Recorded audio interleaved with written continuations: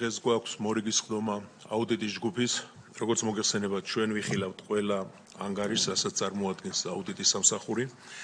დღეს ჩვენი განხილვის საკითხები არის პირველი, მაღალმთიანი დასახლებების განვითარების ეფექტიანობის აუდიტის ანგარიში 19-22 წლები, გაცემულია 9 რეკომენდაცია. საქართველოს სახელმწიფო ბიუჯეტის დაფინანსებაზე მყოფი ორგანიზაციების 2023 წლის კონსოლიდირებულ ფინანსურ ანგარიშებში საგადასახადო შემოსავლების ფინანსური აუდიტი. პერიოდი მოიცავს 23 წელს, გაიცა 2 რეკომენდაცია. და მესამე, შიდა სახელმწიფოებრივი გზების აქტივების მართვის პროექტის 2023 წლის 1 იანვრიდან 2024 წლის 30 ივნისის ჩათვლით ეფექტიანობის აუდიტის ანგარიში. პერიოდი მოიცავს 23-24 წლებს. რეკომენდაცია არ გაცემულა, მაგრამ რადგან ანგარიშია წარმოდგენილი, როგორც გითხარით, ჩვენ ყველა ანგარიშს ვიხილავთ და ამიტომ აქაც მოვისმენთ შესაბამისად ანგარიშს. რომ გაგვიადილდეს მუშაობა, ტრადიციულად მოგახსენებთ ვინესწრებას ხდომას, დეპუტატები, კოლეგები კასაკებია, სახელმწიფო აუდიტის სამსახურიდან ბატონი ზაზა შეყილიაძე, გენერალური აუდიტორის მოადგილე.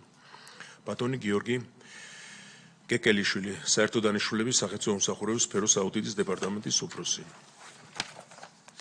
თორნიკე შერმადინი, ეკონომიკური საქმიანობის სფეროს აუდიტის დეპარტამენტის უფროსი.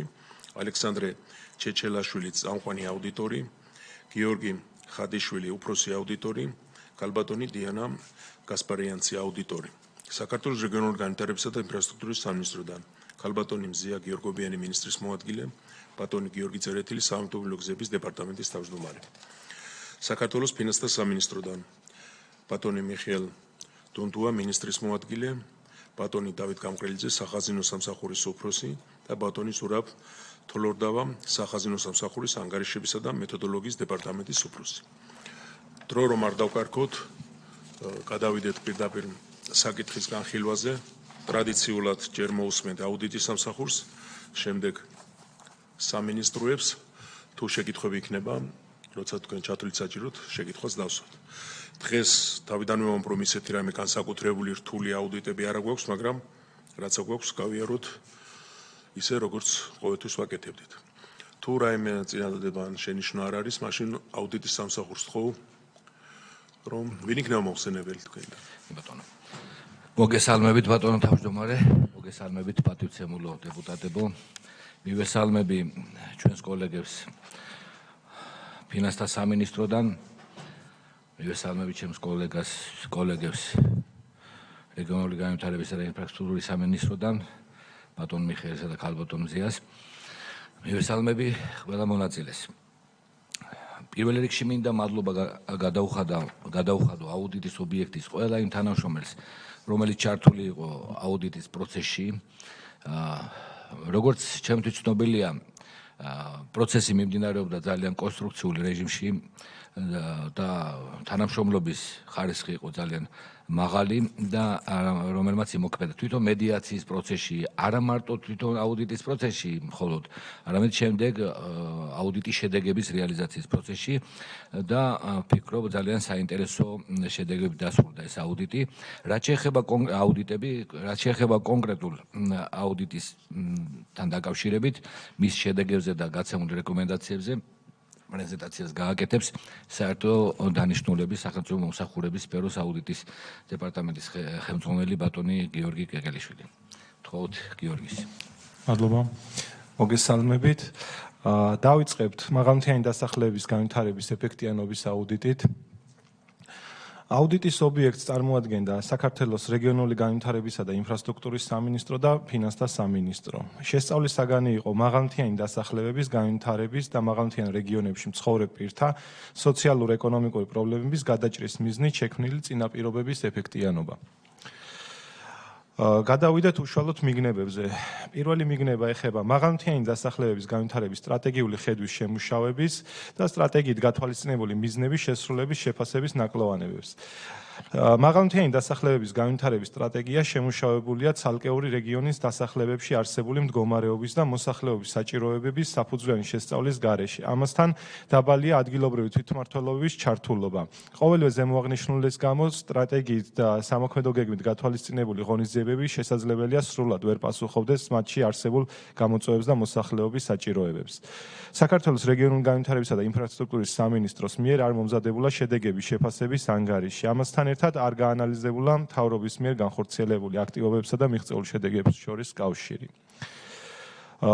შემდეგი საკითხი ეხება მაღალმთიანი დასახლებების სტატუსის მინიჭებასთან დაკავშირებულ ხარვეზებს.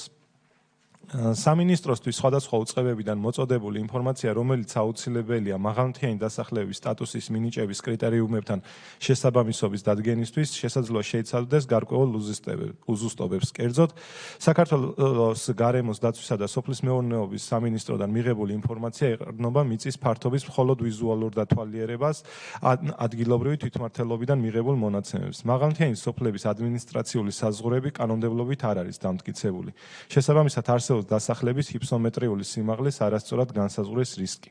დემოგრაფიული კრიტერიუმის განსაზღვრისთვის გამოიყენება მოსახლეობის უახლესი საყოველთაო აღწერის შედეგები, რომელიც ბოლოს 2014 წელს იყო ჩატარებული.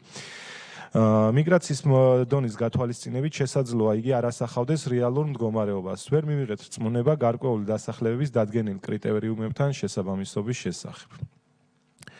მესამე საკითხი მაღალმთიან დასახლებებში მუდმივად ცხოვრებ პირთა რეესტრის წარმოებასთან დაკავშირებით, ვინაიდან სტატუსის მქონე პირებისთვის დანამატის დანიშვნის, გაცემის, შეჩერების, შეწყვეტის წყაროა სახელმწიფო სერვისების განვითარების სააგენტოს მიერ წარმოებულ ელექტრონულ მონაცემთა ბაზაში არსებული ინფორმაცია, მნიშვნელოვანია, რომ რეესტრში მონაცემები აისახოს დროულად, იყოს ზუსტი და უტყუარი.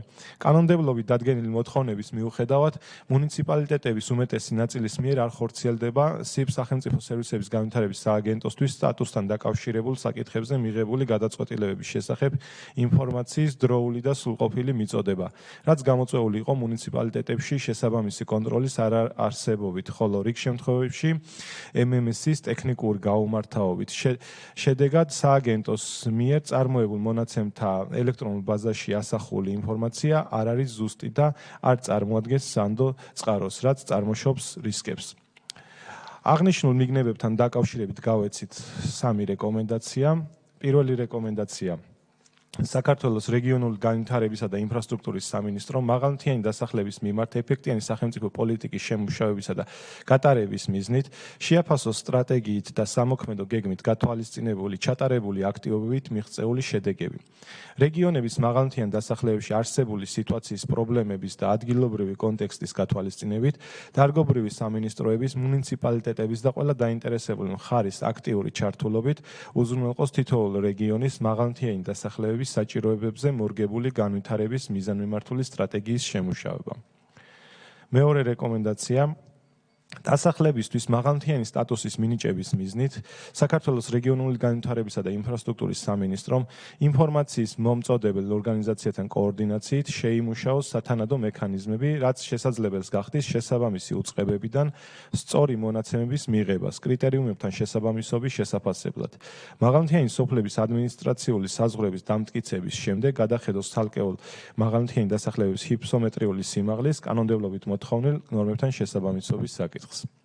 და მესამე რეკომენდაცია სახელმწიფო სერვისების განვითარების სააგენტოს მიერ მონაცემთა ელექტრონული ბაზების სწორად ფორმირების მიზნით საქართველოს ინფრასტრუქტურის სამინისტრომ როგორც სტატუსის მინიჭების შეწყვეტის, შეჩერების, აღდგენის საკითხზე გადაწყვეტილების მიღებასთან დაკავშირებული მუნიციპალიტეტისთვის დელეგირებული უფლებამოსილების განხორციელებაზე დარგობრივი ზედამხედველობის ვალდებულების მქონე უწყება დანერგოს სათანადო კონტროლის მექანიზმები, რომელიც უზრუნველყოფს მუნიციპალიტეტების მიერ ბრძანებების სისტემაში დროულად ასახვას და სააგენტოსთვის მიწოდებას, სააგენტოსთვის MMS-ის საშუალებით ინფორმაციის შეუფერხებლად მიწოდების მიზნით მუნიციპალიტეტების მიერ სისტემასთან დაკავშირებული ტექნიკური ხარვეზების შესახებ მუნიციპალური სერვისების განვითარების სააგენტოსთვის დროულად მიწოდებას. აღსანიშნავია, რომ რეკომენდაციებს აუდიტის ობიექტი ეთანხმება. რეკომენდაციის სტატუსებს რაც შეეხება, მიმდინარე სტატუსი აქვს, ერთი რეკომენდაცია 9-დან სრულად შესრულებული, ერთზე წარმოდგენილი აქვს და მიმდინარეობს გადამოწმება რეკომენდაციის შესრულებასთან დაკავშირებით. 9-ზე ნუ გადავალჭერ ამ სამ რეკომენდაციაზე არის მიმდინარე. მიმდინარე სტატუსი. კარგი. ჯერ არ დავილოდოთ კი ბატონო, ძალიან. კალოდანოზეა. რას გვეთქვით? ბატონო, დიდი მადლობა, მეც მოგესალმებით და მეც ნამდვილად მინდა აღნიშნო, რომ ნამდვილად კონსტრუქციულ რეჟიმში მიმდინარეობდა აღნიშნული პროცესი. ძალიან დიდი მადლობა ყველა ჩართულ მხარეს, ვინც მონაწილეობდა როგორც აუდიტის მხრიდან, როგორც შემოწმების, ასევე უშუალოდ სამინისტროს მხრიდან. ნამდვილად დიდი სამუშაო არის გაწეული, რომელიც ის მიგნებები, რომელიც იდენტიფიცირებული იქნა უშუალოდ აუდიტის სამსახურის მიერ, მათ შორის იდენტიფიცირებული არის უშუალოდ სამინისტროს მხრიდან და გარკვეულ ქმედებებთან დაკავშირებით უკვე დაწყებული ჰქონდა სამუშაოები. უშუალოდ რაც შეეხება ამ სამ რეკომენდაციას, როგორც უკვე აღინიშნა და რაც ყველაზე მნიშვნელოვანი არის რეალურად ამ რეკომენდაციებთან მიმართებაში შეთანხმებული ვართ უკვე ყველაზე სამოქმედო გეგმასთან მიმართებაში, ერთი უკვე შესრულებული არის, მეორეც შესრულების პროცესია და მესამეც წლის ბოლომდე შესრულდება. ამას მოკლედ ვიტყვი ამასთან დაკავშირებით, მე უკვე ალბათ დეტალურად გვექნება შესაძლებლობა თუ დამატებითი კითხვები იქნება ამ საკითხთან დაკავშირებითაც რომ ვისაუბროთ. მადლობა. ბატონო ბეჟანი. მოგესალმებით კოლეგებო, მოგესალმებით მოწვეულო სტუმრებო. რამდენად მნიშვნელოვანი საკითხია და მე გასული 4 წლის განმავლობაში ამასთან სერიოზული შეხება მქონდა და სწორი მიგნებაა რა. პირველი საკითხი რაც შეეხება ორ თემაზე მინდა გავამახვილო ყურადღება. პირველი რაც შეეხება ჩართულობას. მართლაც არ არის ჩართული, მე რამოდენიმეჯერ აქტიურად ვიყავი ჯგუფის წევრიც ვიყავი მთიანი ჯგუფი რომ იყო შექმნილი, მაგრამ ვერ მივახციეთ რომ პრიორიტეტები ამა თუ იმ მთიან ზონაში უნდა იყოს აუცილებლად შეთანხმებული ადგილობრივ ხელისუფლებასთან და ასევე პარლამენტის მაჟორიტარ და ეხლა დღეს კიდევ დელეგატებთან. მაგალითად ხანში ვერ მოხერხდა ძალიან მნიშვნელოვანი საკითხების გადაწყვეტა და ასევე მუხურა, რომელიც ძალიან მაღალი მთიანია და წელს იცით რა ძალიან ძიმე ზამთარი მქონდა და ფაქტიურად რამოდენიმე კვირის განმავლობაში მოწყვეტილი იყო რაიონს. მეორე თემა, რაც არის რანგირებასთან დაკავშირებით. მე ვფიქრობ, რომ ეხლა აქ რანგირების კოეფიციენტი არის ასეთი 800-დან 1500-მდე.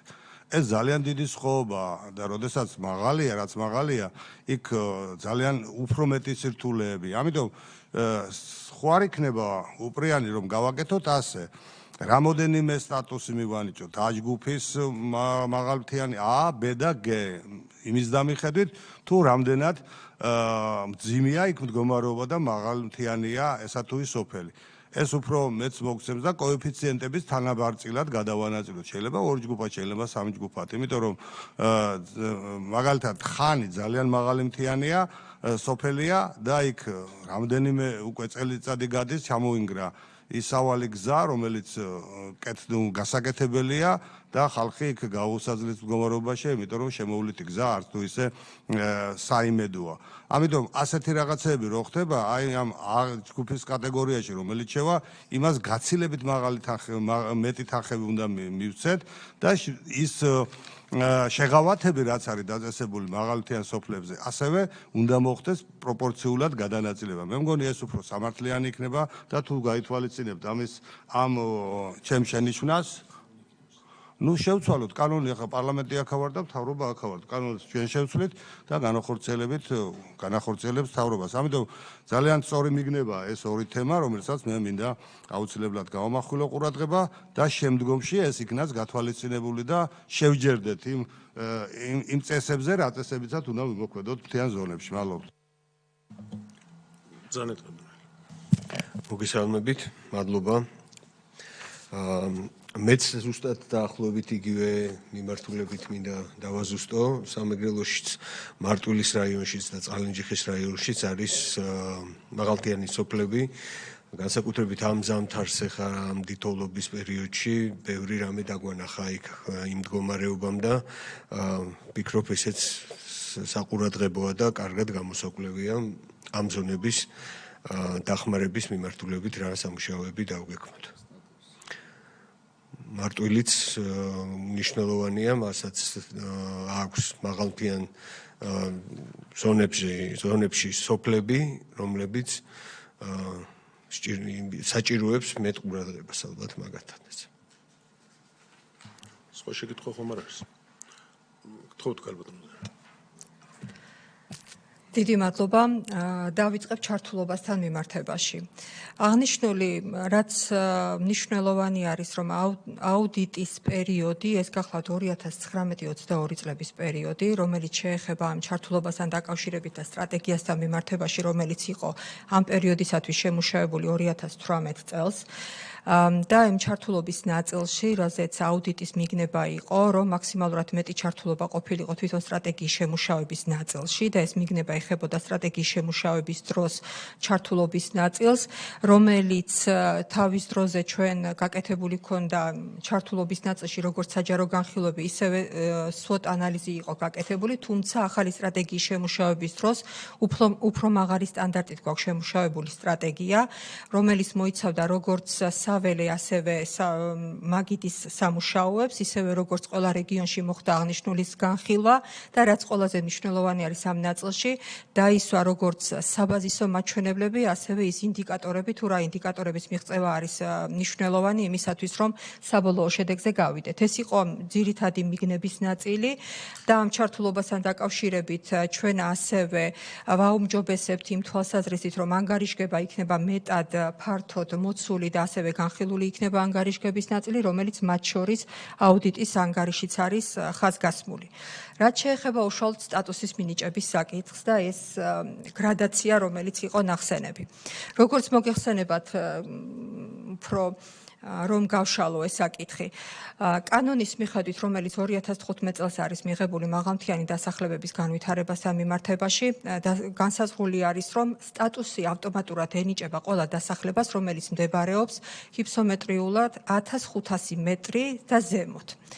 გარდა მაგისა დაწესებული არის 800-დან 1500-მდე გრადაცია, რომელიც თუ დასახლება მდებარეობს 800-დან 1000-მდე და 1000-დან 1500-მდე შუაში არის, ანუ 1000 გვაქვს შუაში, მაშინ ესე იგი კომისიის მიერ დადგენილი 3 კრიტერიუმიდან 800-დან 1000-მდე მდებარე დასახლება უნდა აკმაყოფილებდეს 3-დან 2 მოთხოვნას, ხოლო 1000-დან 1500-მდე 3-დან 1 მოთხოვნას. ეს მოთხოვნები არის როგორც დემოგრაფიულ მდგომარეობასთან დაკავშირებით, ასევე პერიფერიული განფენილობასთან მიმართებაში და მათ შორის სასოფლო-სამეურნეო მიწის დამუშავებასთან მიმართებაში.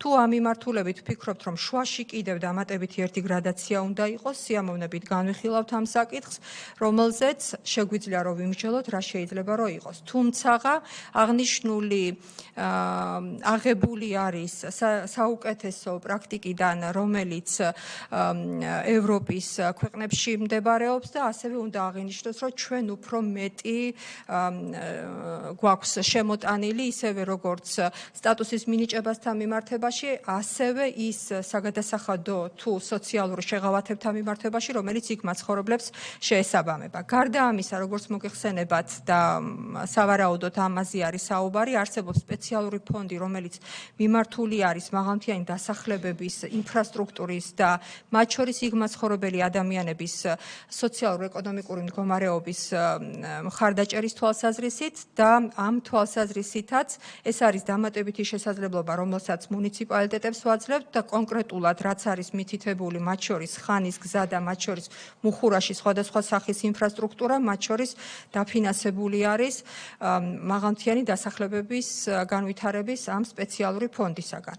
მუხურაში ხა კონკრეტულად ციფრებზე რო არ ვისაუბრო, ერთ-ერთი სოფელი არის, სადაც ყველაზე მეტი ფინანსური რესურსები არის მიმართული მაღალმთიანი დასახლების სტატუსიდან გამომდინარე და თუ დამატებით ფიქრობთ, რომ რაიმე უნდა გაკეთდეს, გვესმის, რომ წელს ყველგან დიდი ზამთარი იყო, თუმცა ამ თვალსაზრისით მნიშვნელოვანი არის, რომ თანაბარზომიერი გადანაწილება იყოს, მათ შორის მოსახლეობის რაოდენობიდან გამომდინარე, რასაც ჩვენ ასევე ძალიან დიდ ყურადღებას ვაქცევთ ამ დაფარვის არეალთან მიმართებაში.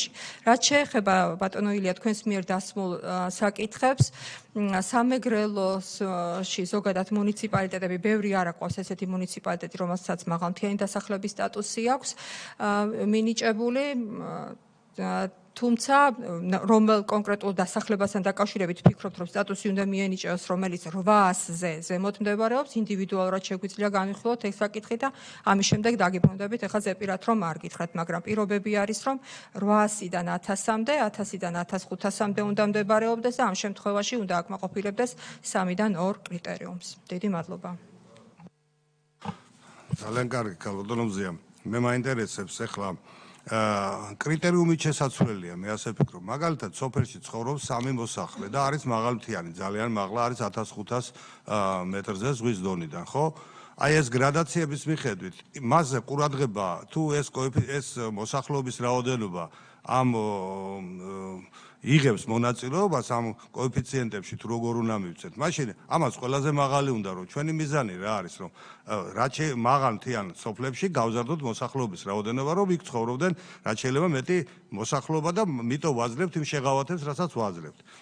აი ეს როგორ ღებულობს მონაწილეობას თუ რაც მცირეა ნაკლებ თანხებს ვაძლევთ თუ როგორ არის მე ხო, ამიტომ თუ არ გრადაციის მიხედვით მე რას ვამბობ, გრადაცია კარგია რომ არის, მაგრამ გრადაციის მიხედვით უნდა მოხდეს შეღავათების ზრდა, რაც მაღალია, მაღალი სტატუსი აქვს, მაგალითად, პირველი, უფრო მეტი უნდა მივცეთ, მეორეს უფრო ცოტა ნაკლები და მესამეს კიდევ უფრო ცოტა ნაკლები. ამ გადანაწილებაზე ვსაუბრობთ, იმიტომ რომ იქ გავზარდოთ, რაც შეიძლება მოსახლეობის რაოდენობა. მე მგონი ეს სწორი იქნება და ასე თუ კანონშია შესაძლებელი რამ, მივიღოთ კანონი თუ არა და შიდა რესურსითაც თუ შეგიძლიათ ამის შეცვლა, ამიტომ თქვენ უნდა შეცვალოთ, რომ ეს მე მგონი უფრო კარგი იქნება. გნებავთ ძალიან. დიდი მადლობა. ზუსტად მაგაზე მქონდა მეც საუბარი და გვიგულისხმე, რომ სტატუსის მინიჭების საკითხი რო გავიაროთ ერთად, მაგრამ ერთ რამეს მინდა ხაზი გაუსვა.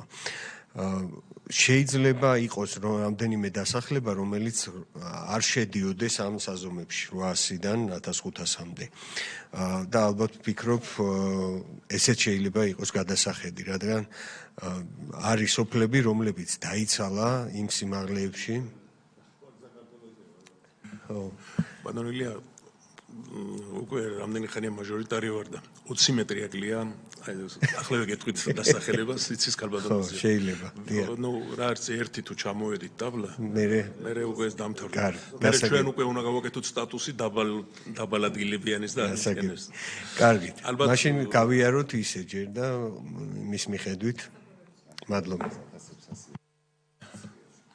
ისა ბძანეთ რა შეიძლება ბატონო ბეჯან მე კანონს რას გულისხმობთ თუ თქვენ გულისხმობთ რომ ის 20 მილიონიანი რომელიც მაღალმთიანზეა გამოყოფილი მაგას კანონის ცვლილება არ უნდა მაგრამ თქვენ თუ იქ ხელფასებთან დაკავშირებით ის 20%-ია თუ მაგას გულისხმობთ მაგას კანონის ცვლილება უნდა და სერიოზული ცოტა ისეთი თემა შეიძლება იქ 3 ადამიანი ცხოვრობდეს მაგრამ 100 ადამიანი როა ცხოვრო ვერ შეინახო არ იყოს იქ საშუალება იქ მრავალი კომპონენტია ალბათ გასახილველი თუმცა საინტერესო საკითხია და ალბათ ჯობია რომ გავიაროთ და განვიხილოთ ხო კი ბატონო მეც ჩვენი მიზანი არის ადამიანის მაცხოვრებელი ადამიანის რაოდენობის მიუხედავად გქონდეს საბაზისო ინფრასტრუქტურა. თქვენ თუ ამ საკითხთან დაკავშირებით საუბრობთ და ამ შემთხვევაში ადამიანების რაოდენობა იმაზე არ არის გათვლილი, იქ ინფრასტრუქტურული ღონისძიებები განხორციელდება თუ არ განხორციელდება. აღნიშნული ეხება ცვლილებას ორ აღწერას შორის, როგორი ცვლილება და როგორი ტენდენცია გვაქვს მიგრაციაში და მიგრაციის.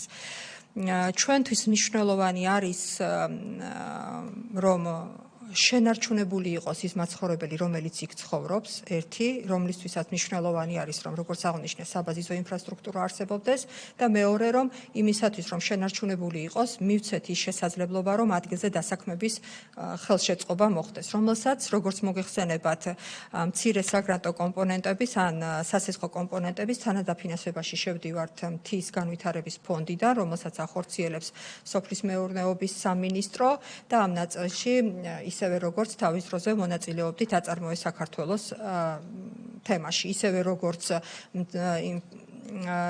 მცირე ტექნიკის გაცემაზე, რომელიც განხორციელდა გასულ წელს და მომავალ წლებშიც იქნება აღნიშნული მიმართულებით მხარდაჭერა, რომელიც უშუალოდ ადამიანის ადგილზე ცხოვრებას და მისი პირობების გაუმჯობესებას გულისხმობს. რაც შეეხება გრადაციას და მიმართებაში, ერთმნიშვნელოვნად არის ნათქვამი, რომ 1500 და ზემოთ მაცხოვრებელი და მდებარე 1500 მეტრზე და მის ზემოთ მდებარე ჰიფსომეტრიულზე მდებარე დასახლებები არიან პირველი კატეგორიის დასახლებები, რომელსაც ავტომატურად ენიჭება სტატუსი.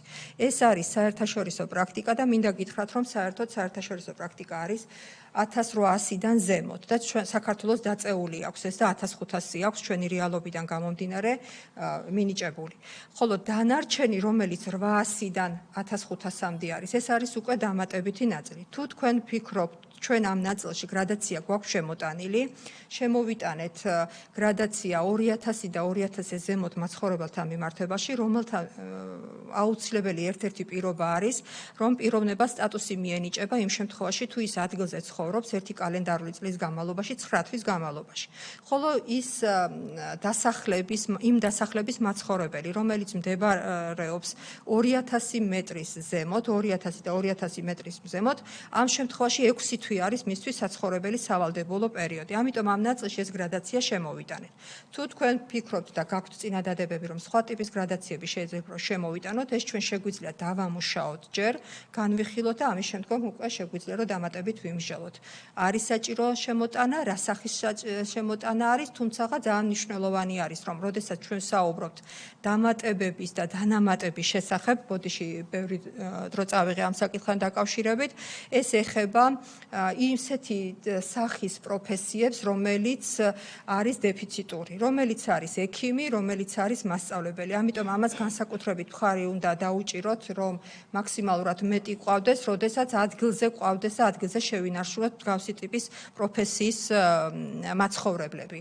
ასე რომ ამ თვალსაზრისით ჩვენ რა თქმა უნდა ღია ვართ, თუ დამატებითი წინადადებები გვექნება, შეგვიძლია რომ ინდივიდუალურად ჩვენ როგორც სამინისტრო ასევე გახლავართ, როგორც მოგეხსენებათ მდივნები იმ დიდი უწყებათა შორისო კომისიის და სიამოვნებით განვიხილავთ და დავამუშავებთ ამ ნაწილს. დიდი მადლობა.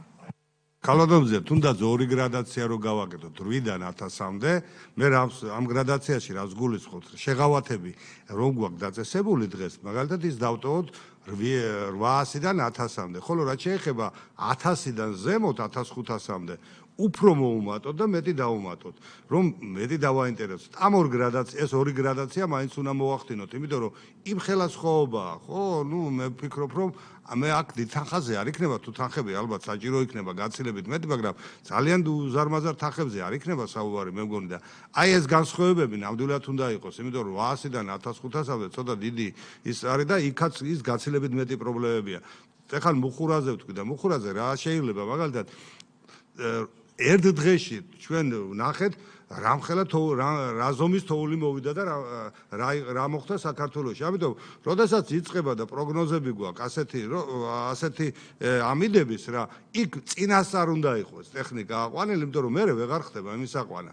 აი ასეთი რაღაცეები უნდა იყოს ჩადებული კანონში, ან რა ვიცი, ან ხარჩაღრიცხვაში, რომ პრევენცია მოახდინოთ სანამ სტიქია მოვიდოდეს. აი ამაზე მაქვს საუბარი და ამას თანხები ჭირდება და ეს თანხები ამ გრადაციის მიხედვით რაღაცნაირად უნდა მოახდინოთ და სადღაც ჩავდვათ, რომ წინასწარ მოახდინოთ და გავაგზავნოთ მუხურაში, ხანში და ასეთ სოფლებში, სადაც არის წინასწარ, რომ საბედნიეროდ გვაქვს ეს პროგნოზები ჩვენ ვიღებთ. მე წინასწარ ვიცოდით რა მოხდებოდა აი ამ სტიქიაზე, გარკვეული პროცენტით მაინც, ამიტომ წინასწარ უნდა მოვემზადოთ. აი ამ მიმართულებით მეტია სამუშაო და კარგი იქნება რომ ეს ორ გრადაცია მაინც მოხდება და თანხები დაემატება იმ მაღალ სტატუსიანს, რომელიც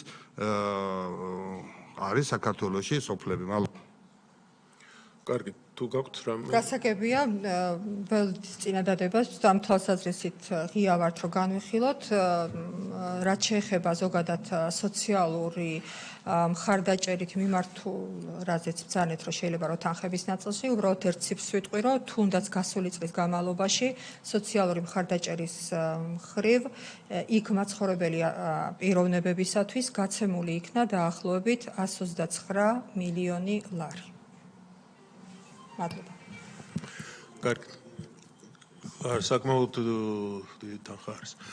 ისა გეტანხმებით ბატონო ბიჟან, ყოველთვის შეიძლება ამ საკითხზე მუშაობა უფრო დაიხოცოს. ერთი მინდა დავარულოთ მე თქვა, რომ აი ტრაქტორთან დაკავშირებით რო წინასწარ მუნიციპალიტეტი აცხადებს ტენდერს გზის გაწმენდასთან დაკავშირებით და ალბათ იქ უნდა ჩადოს ხელშეკრულება ტენდერის პირობებში, რომ იმ სოფლებში იდგეს ყოველთვის გამარჯვებული ვინც იქნება იქ რო ყავდეს ტრაქტორი. ეს უფრო არა დღეს ასე კეთდება და მაშინ თლიანად უნდა შეიცვალოს სისტემა, რომ სახელმწიფო გადაასუფთავოს ყველგან. მაგრამ ეს ჩვენ განხილვის თემა არ არის. ეს არ შევდივარ ამ ბოდიში ეს ვიტყვი ამ დეტალებში არ შევალ, მაგრამ მნიშვნელოვანი არის რომ ხო ცენტრალური და ადგილობრივის და ფონდიდან არ ფინანსდება მსგავსი შეიძლება ასე გაკეთდეს და თუ თლიანად ვცვლით ეგ ძალკე ძალიან რთული თემა. კი ბატონო. ბატონო გიორგი. მადლობა. შემდეგი საკითხი ეხება სახელმწიფო უწყებებს შორის კომუნიკაციის და კოორდინაციის საკითხია. სახელმწიფო უწყებების კერძოდ შინაგან საქმეთა სამინისტროს, განათლების სამინისტროს და პენიტენციური სამსახურის მიერ სახელმწიფო სერვისების განვითარების სააგენტოს მუნიციპალიტეტს არ მიეწოდება ინფორმაცია მაღალმთიან დასახლებებში მუდმივად ცხოვრები პირისთვის სტატუსის შეწყვეტის შეჩერების საფუძვლის არსებობის შესახებ. შედეგად მუნიციპალიტეტების მიერ გარკვეულ შემთხვევაში ვერ ხერხდება იმ პირთა გამოვლენა, რომლებმაც დატოვეს მაღალმთიანი დასახლება უმაღლესი განათლების მიღების მიზნით, იმყოფებიან საზღვარგარეთ ან თავისუფლების აღკვეთის დაწესებულებაში და არ ხდება მათთვის სტატუსის დროულად შეწყვეტა შეჩერება. შემდეგი საკითხია მაღალმთიან დასახლებებში მუდმივად ცხოვრები პირების სტატუსის მონიტორინგისა და ზედამხედველობა. სოციალური დახმარების სახით გათვალისწინებული საბიუჯეტო სახსრების არამიზნობრივი ხარჯვის პრევენციის მიზნით მნიშვნელოვანია მონიტორინგის ყოველწლიურად ჩატარება, რაც უზრუნველყოფს იმ პირთა გამოვლენას, რომლებმაც დატოვეს მაღალმთიანი დასახლება. 2019-2022 წლებში მონიტორინგი მიმდინარეობდა ხარვეზებით. ამასთანავე მისი შედეგები ხშირ შემთხვევაში დამოკიდებული იყო მონიტორინგის განმახორციელებელთა სუბიექტურ მიდგომებზე. საქართველოს რეგიონული განვითარებისა და ინფრასტრუქტურის სამინისტროს მიერ მუნიციპალიტეტებისთვის დელეგირებული უფლებამოსილების განხორციელებაზე ზედამხედველობა ატარებს ფორმალურ ხასიათს, რაც არ იძლევა მაღალმთიან დასახლებებში მუდმივად ცხოვრების პირის სტატუსის ადმინისტრირების პროცესთან დაკავშირებული ხარვეზების გამოსწორების შესაძლებლობას. გავეცით შემდეგი რეკომენდაციები, ნომერი 4 რეკომენდაცია. სახელმწიფო უწყებებსა და მუნიციპალიტეტებს შორის კომუნიკაციის გაუმჯობესების და ინფორმაციის გაცვლის მიზნით საქართველოს რეგიონული განვითარებისა და ინფრასტრუქტურის სამინისტროს კოორდინაციით დაინერგოს მონაცემთა გაცვლის ისეთი მექანიზმი, რომელიც უზრუნველყოფს მუნიციპალიტეტებისთვის შესაბამისი უწყებების მიერ სტატუსის შეწყვეტის შეჩერების კანონმდებლობით განსაზღვრული საფუძვლების არსებობის შესახებ ინფორმაციის დროულ მიწოდებას. ნომერი 5 რეკომენდაცია. საქართველოს რეგიონული განვითარებისა და ინფრასტრუქტურის სამინისტრო მუნიციპალიტეტების მიერ სტატუსის მონიტორინგის ჯეროვნად განხორციელების და მონიტორინგის შედეგად უფლებამოსილი პირების მიერ სუბიექტური გადაწყვეტილების მიღების პრევენციის მიზნით შეიმუშაოს სარეკომენდაციო ინსტრუქცია, რომელშიც დეტალურად იქნება გაწერილი, როგორ უნდა მოხდეს მონიტორინგის ფარგლებში შესამოწმებელ პირთა შერჩევა, მონიტორინგის ჩატარების პერიოდი, პირის ფაქტობრივი ცხოვრების დადასტურების მიზნით განსახორციელებელი ვიზიტების რაოდენობა და სხვა მნიშვნელოვანი საკითხები, რომლებმაც შესაძლოა გავლენა იქონიოს მონიტორინგის შედეგებსა და იმ პირების გამოვლენაზე, რომლებსაც უნდა შეუწყდეთ ან შეუჩერდეთ სტატუსი. ნომერი 6 რეკომენდაცია. მონიტორინგის დაგეგმვის ეტაპზე შესამოწმებელ პირთა სიების სწორად ფორმირების მიზნით საქართველოს რეგიონული განვითარებისა და ინფრასტრუქტურის სამინისტრო მუნიციპალური სერვისების განვითარების სააგენტოსთან განიხილოს MMS ფუნქციონალისში დამატების საკითხი, რომლის მეშვეობითაც შესაძლებელი იქნება დროის კონკრეტულ მონაკვეთში მუნიციპალიტეტში რეგისტრირებული აქტიური სტატუსის მქონე პირთა ერთიანი სიის გენერირება. სტატუსი სტატუსის სამივე რეკომენდაციაზე გვაქვს მიმდინარე. კარგით, მადლობთ. შეკითხოთ ორეს ქალბატონო ზიარას ბრძანებთ. ეს კი ერთ კომენტარს ვიტყვი, რომ რეალურად შეთანხმებული ვართ იმ სამოქმედო გეგმაზე, აქაც რა ღონისძიებებიც უნდა განახორციელოთ, დაწყებული გვაქვს და წლის ბოლომდე შევასრულებთ ამ ღონისძიებებს. და ერთი მნიშვნელოვანი საკითხი, რაც არის ამ საკითხთან დაკავშირებით, ახალი ელექტრონული სისტემა გვაქვს, რომლის მეშვეობითაც შესაძლებელი არის უკვე ელექტრონულად სისტემის გაცვლა სხვა ჩართულ უწყებებთან მიმართებაში, მათ შორის განვიხილება განვიხილავთ მემორანდუმების გაფორმება სხვადასხვა უწყებებთან ამ ინფორმაციის უწყვეტ რეჟიმში მიწოდებას ამემართებაში, ასევე სამუშაო შეხვედრები გაიმართება ჩართულ უწყებებთან მიმართებაში, იმისათვის რომ მყისიერად მოხდეს ამ ინფორმაციის გაცვლა, რომ ხელი არ შეეშალოთ როგორც უწყებებს, ასევე უშუალოდ ზედამხედველ ორგანოს ამ ინფორმაციის გამოვლენასთან დაკავშირებით. ისევე როგორც დღეს რაც ხორციელდებოდა ის ქმედებები უკვე გაწერილი იყოს პროცედურის სახით და პროცედურული სახით სახელმძღვანელოსავით მიეწოდოს მუნიციპალიტეტებს მათ შორის მონიტორინგის განხორციელების ნაწილში. მადლობა. შეკითხვები ხომ არ არის ამ ნაწილში? ანუ ჩვენთვის რაც თავარია ამ 6-ვე რეკომენდაციაზე, ჯერაც განვიხილეთ, ყველაფერს ეთანხმებით ქალბატონოზია და მიმდინარეობს შესრულების პროცესი, ხო? გადავიდეთ ბოლოს ამ რეკომენდაციაზე. მადლობა. შემდეგი საკითხია გაცემული სოციალური დახმარება. სტატუსის ადმინისტრირების მონიტორინგი სამინისტროს მხრიდან ზედამხედველობის პროცესში არსებული ნაკლოვანებების და სახელმწიფო უწყებებს შორის კოორდინაციის ნაკლოვანების გამო გარკვეულ შემთხვევებში მყისიერად არ ხდება სტატუსის მქონე იმ პირების იდენტიფიცირება, რომლებიც არ ცხოვრობენ მაღალმთიან დასახლებაში. მათთვის კანონმდებლობით დადგენილ ვადებში სტატუსის შეწყვეტა შეჩერება და სტატუსის ცვლილების შესახებ ინფორმაციის რეესტრში დროულად ასახვა. მაღალმთიანი საწარმო სტატუსის მქონე საწარმოების მონიტორინგი შემოსავლების სამსახურში არ არის დანერგილი მაღალმთიანი დასახლების საწარმო სტატუსის მონიტორინგის სისტემა. სტატუსის მქონე პირების მიერ კანონმდებლობით გათვალისწინებული პირობების დარღვევის ფაქტების გამოვლენა ხდება მხოლოდ მეწარმე სუბიექტის საქმიანობის საგადასახადო შემოწმების შედეგად, რაც წარმოშობს იმის რისკს, რომ დროულად ვერ მოხდეს იმ მეწარმე სუბიექტების იდენტიფიცირება, რომელთა მიმართ არსებობს სტატუსის შეწყვეტა შეჩერების საფუძველი. მესამე საკითხი საგადასახადო შეღავათების გავლენა მაღალმთიან დასახლებებში სამეწარმეო საქმიანობაზე. მაღალმთიანი დასახლების საწარმო სტატუსის მქონე მეწარმეთათვის კანონმდებლობით გათვალისწინებული საგადასახადო შეღავათების დაწესებიდან დღემდე საქართველოს რეგიონული განვითარებისა და ინფრასტრუქტურის სამინისტროში სამეწარმეო საქმიანობის ხარდაჭერის ამოცანით მიღწეული შედეგების ინდიკატორების შესახებ ინფორმაციის დამუშავება არ წარმოებდა. აღსანიშნავია, რომ შემოსავლების სამსახური არ ფლობს ინფორმაციას სტატუსის მქონე საწარმოების მიერ გამოშვებული პროდუქციის და ბრუნვების შესახებ. შესაბამისად, შეუძლებელია განისაზღვროს საგადასახადო შეღავათების გავლენა მაღალმთიან დასახლებებში სამეწარმეო საქმიანობის განვითარებაზე. გარდა ამისა, სტრატეგიით გათვალისწინებული ინდიკატორები, კერძოდ მაღალმთიანი დასახლების საწარმო სტატუსის მქონეთა რაოდენობა, დაქირავებით და დასაქმებულთა რაოდენობის ზრდა, ბრუნვის გამოშვებული პროდუქციის გაზრდილი მაჩვენებლები ზოგადი ხასიათისაა, არ არის გაწერილი საბაზისო და მისაღწევი შედეგები, რაც არ იძლევა შედეგების გაზომვის შესაძლებლობას. აღნიშნულ მიგნებებთან დაკავშირებით გავეცით 3 რეკომენდაცია. ნომერი მე-7 რეკომენდაცია. მაღალმთიან დასახლებებში მუდმივად მცხოვრები პირების სოციალური მდგომარეობის გაუმჯობესებისთვის სოციალური დახმარების სახით გათვალისწინებული საბიუჯეტო სახსრების არამიზნობრივი ხარჯვის პრევენციის მიზნით საქართველოს ინფრასტრუქტურის სამინისტრომ როგორც მუნიციპალიტეტისთვის დელეგირებულ უფლებამოსილებაზე ზედამხედველობის განმახორციელებელმა ორგანომ დანერგოს სათანადო კონტროლის მექანიზმები, რომლებიც უზრუნველყოფს მუნიციპალიტეტის მიერ უფლებამოსილების არაჯეროვანი განხორციელების ფაქტების, აგრეთვე სტატუსის ადმინისტრირების პროცესში არსებული ხარვეზების დროულად გამოვლენას და აღმოფხვრას. ნომერი მე-8 რეკომენდაცია.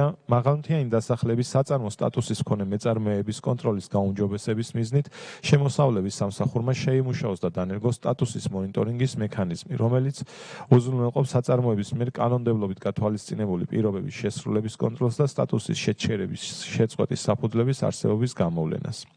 ნომერი მე-9 რეკომენდაცია. კანონმდებლობით გათვალისწინებული საგადასახადო შეღავათების მაღალმთიან დასახლებებში სამეწარმეო საქმიანობის განვითარებაზე გავლენის შეფასების მიზნით საქართველოს რეგიონული განვითარებისა და ინფრასტრუქტურის სამინისტრომ საქართველოს ფინანსთა სამინისტროს შემოსავლების სამსახურის ჩართულობით უზუსტად განსაზღვროს სამეწარმეო საქმიანობის მხარდაჭერის ამოცანის საბაზისო და მიზნობრივი მაჩვენებლები, რათა შესრულების ინდიკატორები გახდეს მაქსიმალურად რეალური გაზომვადი და ზუსტი. აღსანიშნავია, რომ სამივე რეკომენდაციას აქვს მიმდინარე სტატუსი. ნომერ მე-9 რეკომენდაციაზე გამოგზავნილი აქვს, ატვირთული აქვს სისტემაში აუდიტის ობიექტს შესრულების მტკიცებულებები და მიმდინარეობს განხილვა მტკიცებულებების და შესაბამისად მიენიჭება სტატუსი თუ დააკმაყოფილებს ყველაფერს. გასაგებია. მადლობთ. აქ ორივე სამინისტრო არის და კალბატონოძე მაშინ თქვენ ძანეთ და შემდეგ ფინანსის სამინისტროს. კი ბატონო. ჩვენი ორი რეკომენდაცია იყო, როგორც უკვე აღინიშნა, ერთთან დაკავშირებით საბოლოო დადასტურების ეტაპზე ვართ და მეორეზე შესრულდება მომავალი წლის განმავლობაში 26-ში. ერთადერთი რეკომენდაცია გვჩება, რასაც მომავალ წელს შევასრულებთ ამ ყველა ჩამოთვლილი რეკომენდაციებიდან. მადლობა. მადლობთ. ბატონო მიხეილ, თქვენთან მოდესტურებ ჩვენ მუშაობთ საკითხთან დაკავშირებით და მალე ახორციელდება. ხომ არა შეიძლება დავაზუსტო. ეს სამი რეკომენდაცია სამ რეკომენდაციას ეხება მომავალი წლის ბოლომდე და დამთავრება, ხო? მხოლოდ იმ სამიდან მხოლოდ ერთი არის მეშვიდე. ერთ გავმიჯნოთ მაშინ აქ ორივეს ეხება თქვენ ნახეთ ალბათ ფინანსის სამინისტროსაც და ინფრასტრუქტურასაც. თქვენ რაზე გულისხმობთ რომ მეშვიდე რეკომენდაცია არის რომ რომელი ნაწილს? მეშვიდე მარტო რომელიც სამინისტროს ეხება, მეშვიდე რეკომენდაცია არის, რომელიც მომავალ წელს შესრულდება და მეცხრე რეკომენდაცია არის, რომელიც უკვე გაგზავნილი გვაქვს და რომ შესრულებაც დაგვიფიქსირდა. დაახლოებით თუ გქონდათ გავლილი რა ვადები ჭირდება დაახლოებით. კი, ალბათ ბოლო ეტაპზე ვართ დადასტურების მეცხრესთან მიმართებაში და მეშვიდეს მუშაობთ და მომავალ წელს იქნება შესრულებული. მოდი კონკრეტულად რაზეა საუბარი რომ გასაგები იყოს. და მერვეზეც თუ გქონდათ რაღაც. რაც გაქვს შეკითხვები დასვით ვის ეხება მერვე ორივეს ეხება ეს მერვეც. ორივეს ეხება, ხო, ერთად გაინტერესებთ რა საკითხი კონკრეტულად. არა, ორ სამინისტროს ეხება. ერთად უნდა არის სხვადასხვა საკითხებია თქო. კარგი, მაშინ კი ბატონო ერთ წუთით. ესე იგი, მეშვიდე რეკომენდაცია, რომელიც ეხება ზედამხედველობის ნაწილზე სათანადო კონტროლის მექანიზმის, ეს უკვე გაკეთებული გვაქვს და რეალურად წლის განმავლობაში იქნება შესრულებული დამატებითი შემოწმების მექანიზმის შემოგვაქვს, ისევე როგორც დადასტურების ნაწილში. უბრალოდ მაგითო დრო დამაინტერესა, როდის გავუშვებთ ამას. ამას წლის ბოლომდე რაღაცები ჩართული გვაქვს სატესტო რეჟიმში მუშაობს და წლის ბოლომდე შესრულებული იქნება. ეს არის ბაზასთან მიმართებაში. რაც შეეხება ზოგადად საგადასახადო შემდგომი რეკომენდაცია იყო უშუალოდ რომელიც ჩვენზე არის მიმართული მეწარმეთა გავლენის შეფასებასთან მიმართებაში. ეს რეკომენდაცია რეალურად უკვე როდესაც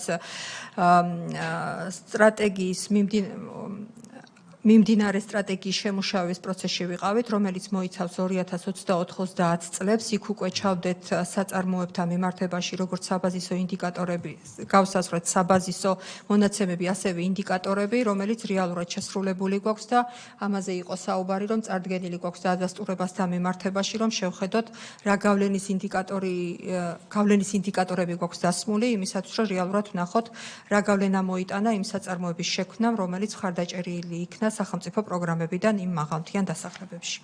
ასე რომ ესეც შესრულებული გვაქვს და ამის დადასტურებას ველოდებით სახელმწიფო აუდიტის მხრიდან რომ გვაქვს შესრულებული. აი თქვენ რო აღნიშნეთ ის არისო დაზუსტებულია მუშაობა, ხო, ეს იგულისხმეთ. მადლობა, კარგი. ფინანსის სამინისტროდანაც გაინტერესებთ ეგ. კარგი. ფინანსის სამინისტროსთან დაკავშირებით რაც იყო შემოსავლებზე რეკომენდაცია გაცემული, ეს იყო ერთიანი ბაზის სისტემაში, რომ იქაც ნახონ დასაქმებულთა რაოდენობასთან დაკავშირებით და შემოსავლების სამსახურიც მუშაობს ამ საკითხთან მიმართებაში. უშუალოდ. არა არის პრობლემა, უბრალოდ ეთანხმებიან და არის შესრულების რეჟიმში. მე მაინტერესებდა ვადა უბრალოდ როდის ფიქრობთ რომ დავამთავრებთ. ზანეთ ჟანდამერი. კალბატონოძე, მონიტორინგს თქვენი სამსახურია წარმოებს, ხო? როგორ ეს კრიტერიუმია შემუშავებული როგორ თუ მუდმივი წარმომადგენელი არ გეყოლებათ ახლა იქ? მონიტორინგი ხორციელდება მიმოწერის საფუძველზე. კანონით განსაზღვრული არის, რომ მუნიციპალიტეტმა უნდა განახორციელოს მონიტორინგი იქ მაცხოვრებელი რაოდენობის 25%-თან მიმართებაში. წელიწადში ერთხელ უნდა მოხდეს იმ პირობის გადამოწმება, რომელსაც სტატუსი აქვს მინიჭებული. სამინისტროს მხრიდან იგზავნება წერილი მუნიციპალიტეტში, რომ წარმოდგენილი იქნეს დადასტურება იმასთან მიმართებაში, რომ გაკეთდა მონიტორინგი. და მონიტორინგი ხდება რეალურად მიმოწერით და არა ადგილზე ჩასვლით. საველე მონიტორინგი არ ხორციელებს. მუნიციპალიტეტი ახორციელებს უშუალოდ მონიტორინგს, ეს არის დელეგირებული უფლებამოსილება, რომელიც გადაცემული არის მუნიციპალიტეტისათვის. კარგი, მადლობთ. დავაზუსტებ კიდევ ერთ რამის ბატონო ილია, რომ ჩვენ როდესაც მორჩება აუდიტის ჯგუფი, პირველ რიგში კომიტეტზე იქნება ეს დამტკიცებული და ჩვენ გავუგზავნით წერილებს, აი რაც აქ ისაუბრეს, რომ მოგვაწოდონ კონკრეტულად რა პერიოდში, რასაც თქვენ ბრძანეთ და როგორ იქნება შესრულებული. და როგორც წესი ეს მოგვდის ხოლმე ჩვეულებრივად და თუ შეგიძლიათ კრაეცვით. მადლობა ბატონო. კარგი, შემდეგ მადლობთ ბატონო გიორგი. ბატონო ზაზა, მეორე საკითხი ვის გამოხს? საკითხიც ბატონ გიორგის ბატონ გიორგის საკითხი, ხო? კარგი, გისმენთ. მადლობა. მეორე საკითხი შეეხება საქართველოს სახელმწიფო ბიუჯეტის დაფინანსებაზე მყოფი ორგანიზაციების 2023 წლის კონსოლიდირებულ ფინანსურ ანგარიშგებაში საგადასახადო შემოსავლების ფინანსური აუდიტს. ზოგადი ინფორმაცია, სახელმწიფო ბიუჯეტის დაფინანსებაზე მყოფი ორგანიზაციების კონსოლიდირებული ფინანსური ანგარიშგების მომზადებაზე და გამოქვეყნებაზე პასუხისმგებელია ფინანსთა სამინისტროს სახაზინო სამსახური. საგადასახადო შემოსავლების სახელმწიფო ბიუჯეტის დაფინანსების მთავარი წყაროა 2023 წლის განმავლობაში საგადასახადო შემოსავლებამ მთლიანი შემოსავლის 91% შეადგინა და თანხობრივად იყო 19,7 მილიარდი ლარი. გავეცით უპირობო დასკვნა, ანუ მნიშვნელოვანი არსებითი უზუსტობა ფინანსურ აუდიტში არ გამოვლენილა. აუდიტის ობიექტს წარმოადგენდა ფინანსთა სამინისტროს საქვეუწყებო დაწესებულება სახაზინო სამსახური და ფინანსთა სამინისტროს შემოსავლების სამსახური. საგადასახადო შემოსავლების დარიცხვის მეთოდით აღრიცხვაზე გადასვლის გეგმის და საღრიცხვო პოლიტიკის ნაკლოვანება 2023 წლის სახელმწიფო ბიუჯეტის კონსოლიდირებული ფინანსური ანგარიშგების განმარტებით შენიშვნებში მითითებულია, რომ საგადასახადო შემოსავლები აღირიცხება საკასო მეთოდით. თუმცა ამ დრომდე არ არსებობს დამტკიცებული გეგმა, როდის უნდა აღირიცხოს საგადასახადო შემოსავლები დარიცხვის მეთოდით და აღნიშნულის შესახებ არც შესაბამისი ინფორმაცია მოცემული განმარტებით შენიშვნებში. საგადასახადო შემოსავლების დარიცხვის მეთოდზე გადასვლის შემდგომ აღრიცხვის ინსტრუქციასთან შესაბამისობისა და ფინანსური ანგარიშგების სამართლიანი წარდგენისათვის აუცილებელი იქნება საგადასახადო შემოსავლებთან და მასთან დაკავშირებულ მუხლებთან საღრიცხვო პოლიტიკის შემუშავება, რაც არ არის ამ დრომდე განხორციელებული. გავეცით ერთი რეკომენდაცია ფინანსთა სამინისტროს სახაზინო სამსახურის მისამართით ფინანსური ანგარიშგების აღქმადობის გასაუმჯობესებლად და ბუღალტრული აღრიცხვის საერთაშორისო სტანდარტებთან შესაბამისობის მიზნით მიზანშეწონილია ფინანსთა სამინისტრომ ჩამოაყალიბოს საგადასახადო შემოსავლების დარიცხვის მეთოდით აღრიცხვაზე გადასვლის გეგმა, სადაც გაწერილი იქნება დეტალური ღონისძიებები, რაც მათ შორის საგადასახადო შემოსავლების აღრიცხვის სააღრიცხვო პოლიტიკის მათ შორის აღრიცხვის პოლიტიკის შემუშავების საკითხები. მადლობთ. ბატონო ბეჟან, სხვათა შორის გახსოვთ წინა მოწვევაზე ჩვენ მქონდა ხოლმე როგორ სრულდება და აი აქ მინდა გითხრათ, რომ წინა რო შეამოწმეს 9 რეკომენდაცია იყო. ახლა იგივე საკითხი შეამოწმეს და არის 2, ანუ 7 შეუსრულებია და ამ 2-დან რო გაიცა რეკომენდაცია 1 შეასრულეს და დარჩა ეს 1 რეკომენდაცია. ძალიან მნიშვნელოვანი, მაგრამ ეს საკითხი დიდი ხანია მოდის და ბატონო მიხეილ რას ვზანებთ და გითხარით. დიდი მადლობა. დარიცხვით უნდა იყოს თუ საკასოთი? აი რა თქმა უნდა, ჩვენ დარიცხვის მეთოდზე თან ავხსნათ რომ გასაგები იყოს, რას გულისხმობთ. დიახ. ჩვენ რა თქმა უნდა, 2 რეკომენდაცია მივიღეთ, ერთი შესრულებულია, რომელიც შეეხება პროცედურების გაწერას. ბატონო მიხეილ. მაშინ კითხვაც დასვას და მე ერთად გაეცით პასუხი რომ შემდეგ მოგეთ. ბატონო გიორგი და მე აუდიტის სამსახურს მინდა, იმიტომ რომ ისინი მოითხოვენ ჩაუწერել კიდევაც რომ დარიცხვის მეთოდი. ამაზე მსჯელობა და კამათია რამოდენიმე წელია და საერთოდ საკამათო თემა. ეხლა დარიცხვის მეთოდი ეს ნიშნავს რომ ჯერ შეიძლება თანხა არ იყოს და ის გადასახადი უნდა გადაიხადოს. ეს არის დარიცხვის მეთოდი. საკასო რაც შემოდის იმის მიხედვით იხდი. და ამიტომ რომ ვითხოვთ საკასო დარიცხვის მეთოდით გადასახადების მობილიზებას, ხო, ეს კარგია, იმიტომ რომ დაარიცხე რაღაც, უნდა გადაიხადოს და წინასწარ გადაიხადოს. მაგრამ ეს ძალიან მძიმე თვირთად დააწვევა მეწარმეებს და საერთოდ ორგანიზაციებს და ამიტომ თუ გადასახადებზეა საუბარი, თუ ახლა საბიუჯეტოზე, მე არ ვიცი საბიუჯეტოზე როგორ ხდება ესეთი რაღაც. ამიტომ ამაზედაც მინდა გაამახვილოთ ყურადღება, რამდენად სამართლიანი იქნება დარიცხვის მეთოდის გამოყენება და მისი გავრცელება მთლიანად ყველა ორგანიზაციაში. უკაცრავად ეს საკითხი არ ეხება საგასახადო მობილიზაციის საკითხს, გადასახადის მობილიზაციის, ეხება აღრიცხვის საკითხს, დარიცხვის მეთოდით, ასე რომ ამ შემთხვევაში მეწარმეებისათვის არაფერი არ იცვლება, უბრალოდ ჩვენ აღვრიცხავთ სისტემატიზირებულად ისე, როგორც უნდა აღვრიცხავთ, რომ კარგად დავგეგმოთ, ჩემგულოთ თქვენს და ყველას გქონდეს საშუალება, გამართული საშუალება ვაკვირდებოდეთ საბიუჯეტო პროცესს სწორად, იმ მეთოდით, იმ საერთაშორისო მეთოდით, რაც პრაქტიკაში არის. ჩვენ გადავდივართ, საუბარია აღრიცხვის მეთოდზე და არა გადასახადების მობილიზების საკითხს. მაინც იქ გადასახადებზე გადავა მაინც გინდა არ გინდა. მაგრამ ეს არ ეხება, არ იცვლება მეწარმეებისათვის არაფერი იცვლება, უბრალოდ ჩვენ დაკვირვების და აღრიცხვის პროცესში უფრო სწორ და ოპერატიულ და კარგ ინფორმაციას მოიპოვებთ და დავიწყოთ მის გაანალიზებას შემდგომი საბიუჯეტო მიზნებისათვის. რაც შეეხება იმ ორ რეკომენდაციას, ორი რეკომენდაციიდან ერთი არის შესრულებული, ესა ზედმეტად გადახდილი თანხის დაბრუნების ქვეანგარიშზე სახსრების მიმართვის პროცესის სისტემატიზაციასთან დაკავშირებით, პროცესის გაწერა იყო რეკომენდაცია სახით მიღებული და რაც შესრულებულია, უკვე რაც შეეხება ფინანსური ანგარიშების აღქმადობის გასაუმჯობესებლად საერთაშორისო საბუღალტერო სტანდარტებთან შესაბამისობის მიზნით ფინანსთა სამინისტროს მიერ საგასახადო შემოსავლების დარიცხვის მეთოდით აღრიცხვაზე გადასვლის გეგმას, რაზეც უნდა საუბარი. აქ გეგმა მუშავდება, წელს შემუშავებული იქნება, ტექნიკური დავალება უკვე მიცემულია შემოსავლების სამსახურისათვის და პროცესი დასრულდება მომავალი წლის ბოლოსათვის და გადავალთ, ასე ვთქვათ, მეთოდზე. უფრო დეტალურად ბატონი დავით გამყრელიძე ისაუბრებს ხაზინის ხელმძღვანელი თუ რა როგორ მიდის პროცესი და რა საკითხებთან გვაქვს.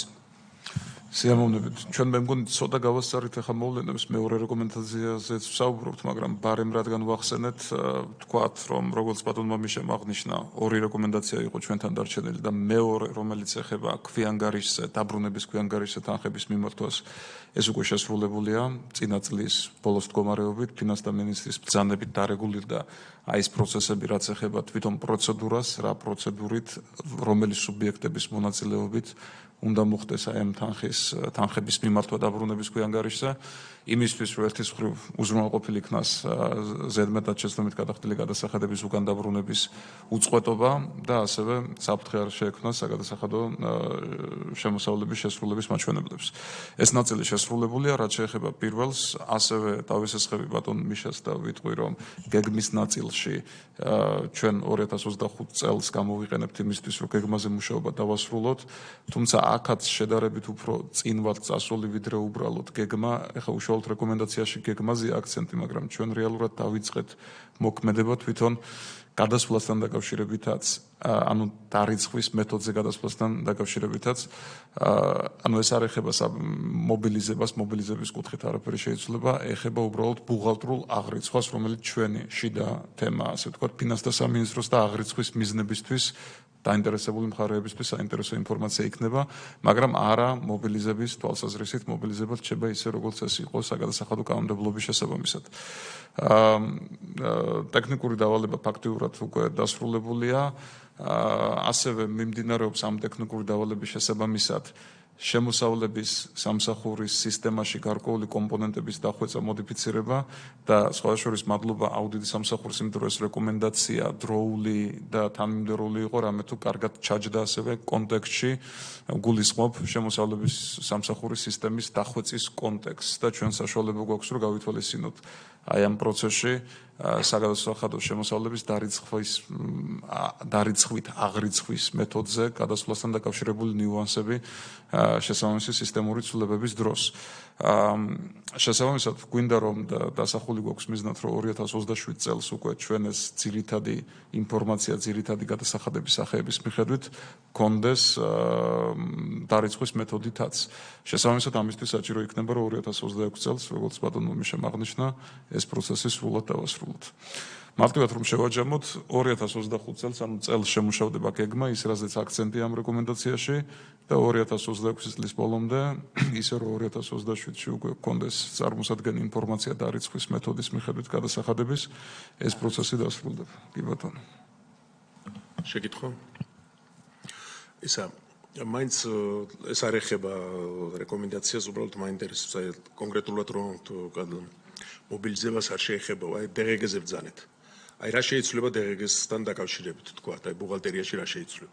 იყო მთლიანად, თქვა, რაღაცის აშენებაზე, შემდეგ გახდება ჩათვლები იმ DGG-ების, რომელიც არის და რაღაც რჩება გადასახადი, რომელიც უნდა გადაიხადოს. აი ერთ შემთხვევაში და მეორე შემთხვევაში აი რა ცვლილება მოხდება. კი ბატონო, კარგი კითხვა. ანუ როგორც მობილიზების, ასევე თქვათ ნარჩენის, ზედმეტობის უკან დაბრუნების თვალსაზრისით პროცედურულად არაფერი არ შეიძლება შედეგობრივად იმას რომ თუ დარიცხვაზე ზედმეტი გამოვიდა რაღაცა, შემდეგ გასწორდება რაც რეალური იქნება. როგორც ახლა უბრუნდებათ ფაქტიურად ავტომატურ რეჟიმში ბიზნესებს, ინდივიდუალებს, განსაკუთრებით DGG-ზე საუბარი, ანალოგიურად დაბრუნდება. ერთადერთი რაც შეიძლება არის ეს დამატებითი ინფორმაცია დეკლარაციების მიხედვით, რამდენი იქნება გადასახდელი.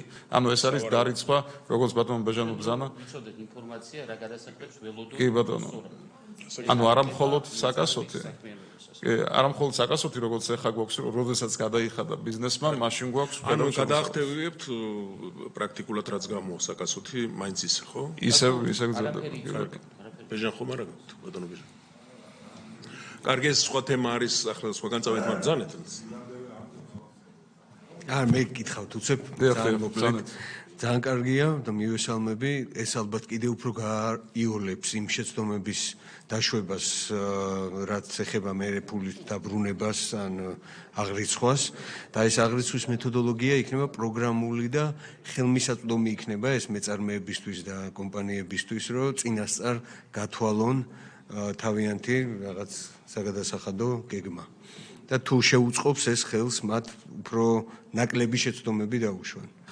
ეს კიდევ ერთხელ ეს არის მხოლოდ სამინისტროს მიზნებისათვის, ჩვენი დაგეგმვის მიზნებისათვის. მეწარმისათვის არაფერი იცვლება, ჩვეულებრივად და უბრალოდ ჩვენ ვაღვიწყოთ არა მარტო საკასო მეთოდად ფაქტიური შესრულებით, არამედ სამომავლო თუ რა გადასახადები შეიძლება ველოდოთ უფრო ზუსტად და დახვეწილად, როდესაც გადასახადის გადახდის შამი დადგება, წინასწარ რო გქონდეს კარგი სწორი ინფორმაცია, ასეთი მიზნებისათვის და სამომავლო დაგეგმვისათვის არის ეს განსაზღვრული, მხოლოდ სამინისტროს მიზნებისათვის. გასაგებია, თუმცა ალბათ მეწარმეებსაც შეიძლება გამოადგეთ მსგავსი სერვისი. ნებისმიერ დაინტერესებულ პირს მეწარმეებს რა. შეიძლება ეს უბრალოდ კომერციულადაც საინტერესო იყოს მათთვის, რაღაცა თავიანთი საგადასახადო სისტემის უფრო სწორად და გამართულად მუშაობისთვის რა. მაკრო დონეზე გვექნება ორი ინფორმაცია, როგორც საკასო, ისე აღრიცხვის მეთოდის მიხედვით და შესაბამისად, ვისაც ეს დაინტერესებს და გამოადგება ბიზნესის დაგეგმვისათვის ან შეიძლება დეპუტაციას გამოადგეს განსაზღვროს თავისი თქვა საკანონმდებლო. შეიძლება ეს სერვისათაც იქნეს ხელმისაწვდომი თქო რა სხვა დაინტერესებულ კომპანიებისთვის. აი ეს ვიგულისხმე. მადლობა. მადლობთ. საკითხი ამოწურულია. გასაგებია მიმდინარე პროცესი არის. გადავდივართ ბოლო საკითხზე. შედარებით კარგი და მარტივი საკითხია. შიდა სახელმწიფოებრივი გზების აქტივების მართვის პროექტი. მარტივი არ არის, რთულია, მაგრამ კარგი სიტუაცია არის, მინდა დავეთქვა. 23 წლის 1 ივნიდან 24 წლის 30 ივნისის ჩათვლით ეფექტიანობის აუდიტის ანგარიში. პერიოდი მოიცავს 23-24 წლებს, რეკომენდაცია არ არის გაცემული, იმიტომ რომ შენიშვნა არ აქვს. ბატონო ზაზა, ვინ იქნება? თემულ აუდიტთან დაკავშირებით შედეგებზე რეკომენდაცია არ აქვს გაცემული.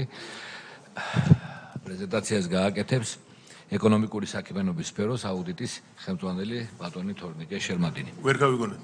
თორნიკე შერმადინი. თორნიკე, კი ბატონო. აქვე მინდა აღვნიშნო, სანამ ბატონი თორნიკე იტყვის, რომ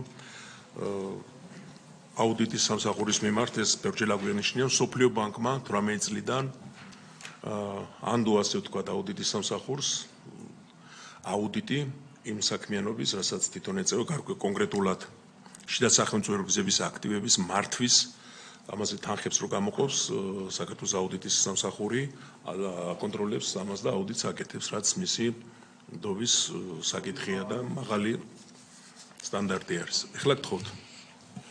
მოგესალმებით. წარმოგიდგენთ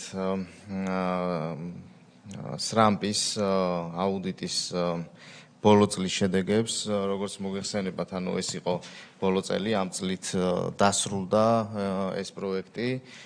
აუდიტმა მოიცვა 2023 და 2023 წელი სრულად და 2024 წლის ნახევარი, 30 ივნისამდე პერიოდი და ძირითადი მიმართულებები იყო პროექტის ფარგლებში გაწეული ხარჯების დადასტურება, პროექტით განსაზღვრული აქტივობების მიმდინარეობის შემოწმება და სესხის გამოყოფასთან დაკავშირებული ინდიკატორების მიმდინარეობის და შესრულების შემოწმება. ანგარიში დამტკიცდა 2024 წლის 11 სექტემბერს. რეკომენდაცია ამ წელს გაცემული არ ყოფილა, თუმცა ჩვენ წინა წლებში რეკომენდაციას გავცემდით შესაბამის წელთან მიმართებით და ამ დროისთვის ყველა გაცემული რეკომენდაცია არის შესრულებული. პროექტის ჯამური ღირებულება 48 მილიონი $, იყო, საიდანაც სოფლიო ბანკმა 40 მილიონი $, დააფინანსა, ხოლო სახელმწიფო ბიუჯეტიდან მოხდა 8 მილიონი $-ის დაფინანსება. პროექტის შინაარსი უკვე ბრძანა ბატონმა პაატამ, მაგრამ მოკლედ ისე ვიტყვი, იყო 2016 წელს დაიწყო ეს ეგრეთ წოდებული შედეგზე დაფუძნებული შიდა სახელმწიფოებრივი გზების აქტივების მართვის პროექტი, რომელიც გასულ წელს დასრულდა. პროექტის მიზნები, ძირითადი მიზნები იყო გზით მოსარგებლეებისთვის სოციალური სერვისების და ბაზარზე ხელმისაწვდომობის გაუმჯობესება, პროექტით გათვალისწინებული გზების რეაბილიტაციის მეშვეობით, საქართველოს სახელმწიფოებრივი გზების ქსელის აქტივობის მართვის გაუმჯობესება. როგორც მოგეხსენებათ, ყოველ წელს განსაზღვრული იყო ხოლმე ინდიკატორები, რაც უნდა ყოფილიყო მიღწეული საავტომობილო გზების დეპარტამენტის მიერ შესრულებული და ამ შესრულებების საფუძველზე ხდებოდა გამოყოფილი თანხის სესხად აღიარება. ბოლო წელს ეს ეხებოდა გურიის რეგიონში საპროექტო გზების რეაბილიტაციას, პროექტირება მშენებლობის ქვეპროგრამის მიზნების მიღწევას და კლიმატის ცვლილებების მიმართ მდგრადობის პრიორიტეტული ღონისძიებების დანერგვა იყო საავტომობილო გზების აქტივობის მართვაში. შემაჯამებელი სახით მოგახსენებთ, რომ აი ამ წელიწადნახევრიანი პერიოდის განმავლობაში სახელმწიფო აუდიტის სამსახურმა აუდიტის შედეგად გასცა რეკომენდაცია მსოფლიო ბანკის მისამართით, რომ ჩათვლილიყო 20 მილიონ $99,900 ჩათვლილიყო როგორც გამოყოფილი სესხი. როგორც მოგეხსენებათ, ჩვენი აუდიტის მიზანი სწორედ ეს იყო, რომ ეს სესხად აღიარების კრიტერიუმები ამდენად იყო შესრულებული, ეს დაგვედასტურებინა. ამის ჩაშლა ესეთნაირად მოხდა გურიის რეგიონში საპროექტო გზების რეაბილიტაციაზე 19,500,000 $, იყო გამოყოფილი სესხად, პროექტირება მშენებლობის ქვეპროგრამის ფარგლებში რეაბილიტირებული გზებისთვის 87,900 $, ხოლო რაჭის კლიმატური ცვლილებებისადმი მდგრადობის პრიორიტეტული ღონისძიებების განხორციელებისთვის 512,000 $. ჯამში ამან შეადგინა 20,99,900 $, ხოლო რაც შეეხება თლიან პროექტს 2016-2024 წლებში სესხად აღიარებული არის სახელმწიფო აუდიტის სამსახურის რეკომენდაციების მიხედვით 39,900,000 $. მადლობა ყურადღებისთვის. მიუხედავად იმისა, რომ რეკომენდაციები არ არის, ბატონო გიორგი, ხომ არაფერს თქვენ გნებავთ თვითონზე? მოგესალმებით, ეს ეხება მთლიანად 2016 წლიდან 2024 წლის როგორც კახეთის რეგიონში ჩატარებულ სამუშაოებს, ასევე გურიის რეგიონში ჩატარებულ სხვადასხვა მიზნები იყო ამ პროექტის მხარდაჭერის ამოცანა სოფლიო ბანკიდან, მათ შორის ყველა შესრულებულია ჩვენს მიერ გზები, როგორც კახეთის რეგიონში, ასევე საქართველოს სხვადასხვა რეგიონში რეაბილიტირებულია და მათ შორის 2023-24 წლებში გურიის რეგიონში მხოლოდ 53 კილომეტრი გზის რეაბილიტაცია განხორციელდა ამ პროექტის ფარგლებში. ჩვენ აქტიურად ვითანამშრომლეთ აუდიტის სამსახურთან, მსოფლიო ბანკის მოთხოვნა იყო, რომ თვითონ აუდიტის სამსახურს ჩაეტარებია პროექტის აუდიტი, ეს 2016 წლიდან მოყოლებული აუდიტის სამსახური აქტიურად იყო ჩართული, აწარმოებდა მის ასე ვთქვათ კონტროლს და იყო რეკომენდაციები გაცემული, რომელიც ჩვენს მიერ ასევე იქნა შესრულებული. დიდი მადლობა თანამშრომლობისთვის ყველას. ყველაფერი გაქვთ. წანეთ. პირველ რიგში აუდიტს მინდა მიულოცო და ძალიან გამეხარდა და მისასალმებელია, რა თქმა უნდა, ასეთი აღიარება და გირსორ წარმატებას და ყოველთვის იცით თქვენ რომ ყოველთვის აუდიტი ჩემი ფავორიტია, იმიტომ რომ თუ აუდიტი ძლიერია ქვეყანაში, ქვეყანა ძლიერია და შვიდათ არის მაშინ საზოგადოება, მაგრამ ერთი რამ მინდა გითხრათ, რომ ეს ყველაფერი რაც ჩვენ დღეს ვისაუბრეთ, კეთდება, თქვენი შენიშვნები, ეს მიგნებები კეთდება, რომ საერთო ჯამში მოწესრიგდეს აღრიცხვა ანგარიშგებას ქვეყანაში.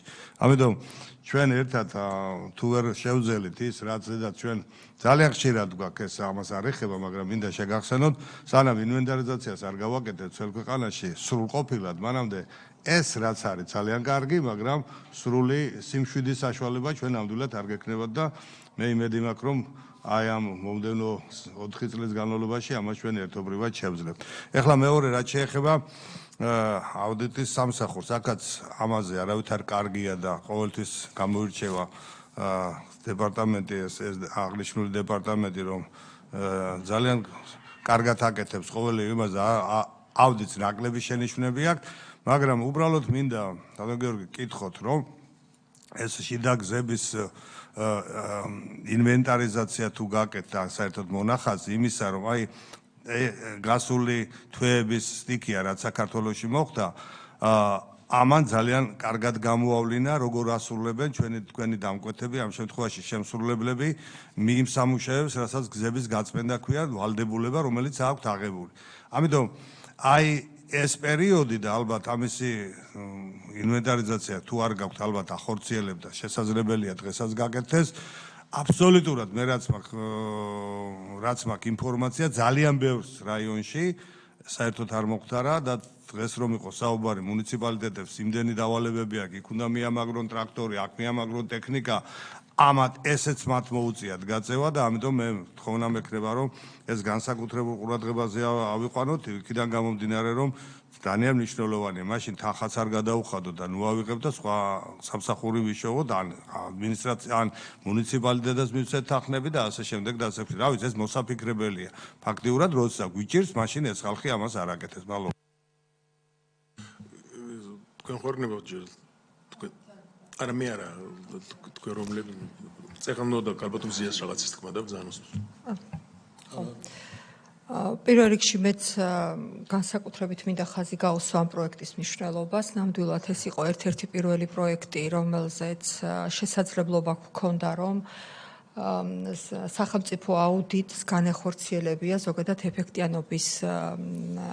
ეფექტიანობის შემოწმება საინვესტიციო პროექტთა მიმართებაში. ეს განსაკუთრებით ორი მხრივ არის აღსანიშნავი, რომ ერთი არის, რომ ზოგადად ემსახურებოდა და მეტი ნდობა იყო სახელმწიფო სტრუქტურებთან მიმართებაში და ქვეყნის სტრუქტურებთან მიმართებაში და ასევე შესაძლებლობა იყო, რომ სახელმწიფო აუდიტის გაძლიერებას ხელი შეწყობოდა.